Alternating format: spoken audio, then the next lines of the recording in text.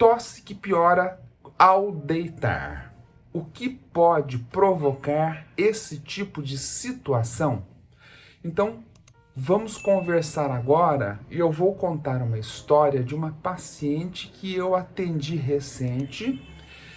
Era uma senhora que reclamava de tosse, principalmente ao deitar. Ela estava bem a maioria do tempo, mas quando ia dormir, a tosse aparecia e ela não conseguia dormir adequadamente. Então, o que pode causar essas tosses que aparecem ou que aumentam ao deitar? Bom, vamos voltar para o caso da paciente. Essa senhora, ela tinha uma tosse de mais de 2 meses de duração, então era uma tosse crônica. A gente considera a tosse crônica quando ela dura mais de 4 semanas. E quando eu fui conversar e examinar a paciente, eu detectei que ela apresentava 2 problemas que são responsáveis por esse tipo de situação. Qual era o primeiro problema?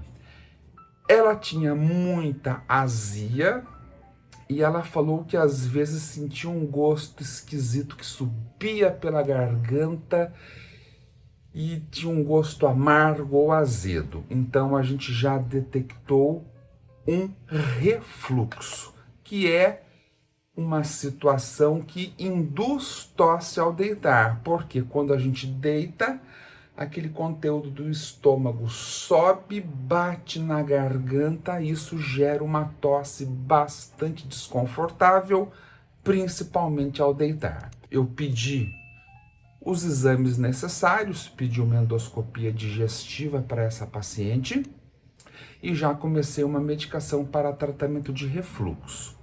E a segunda coisa que eu encontrei nessa paciente, quando eu examinei, ela tinha essa região maxilar na face bastante dolorosa quando eu apertava nessa região.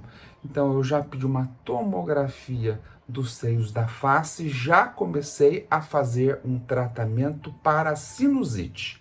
Uma medicação para reduzir a congestão do nariz, e um sprayzinho nasal também para tratar aquela inflamação. Quando ela voltou, confirmou que ela tinha o refluxo pela endoscopia e se confirmou que ela tinha a rinocinusite.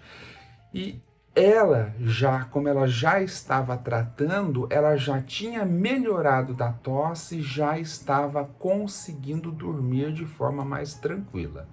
Então, refluxo gástrico é uma das principais causas de tosse que piora ao deitar, e rinocinusite também é uma causa de tosse que piora ao deitar.